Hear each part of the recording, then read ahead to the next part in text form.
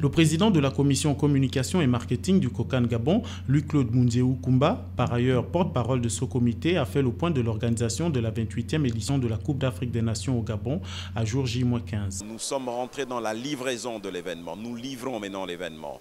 À ce jour, nous pensons que sur le plan des infrastructures, il n'y a plus que des toutes petites finitions pour livrer complètement toutes les infrastructures. Il y avait par exemple à Franceville un petit problème technique sur la numérotation des sièges. C'est bouclé et la numérotation des sièges étant bouclée du côté de Franceville, aujourd'hui, nous pouvons confirmer que nous lançons la vente des billets sur Franceville dès le 9 janvier.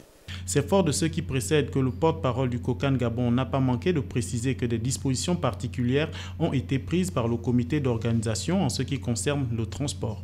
Le comité d'organisation s'est doté de 3 appareils de type 737-300, donc des classiques comme on les appelle en termes techniques. Capacité 140 places pour assurer les vols entre les 4 villes-sites de la compétition. Il y a également le trafic ferroviaire au départ de Libreville.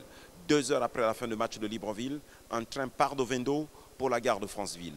Et le stade de Franceville a la particularité d'être au pied de la gare. Vous n'avez qu'à sortir de la gare et accéder au stade. Et 2 heures après la fin du match de Franceville, vous pouvez reprendre votre train et revenir à Libreville.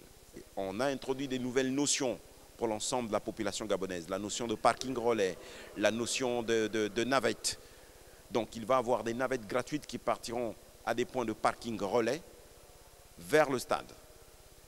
Environ 7 heures avant le coup d'envoi du match. Ainsi, pour marquer d'une pierre blanche cet événement qui est une première dans l'histoire de cette compétition, M.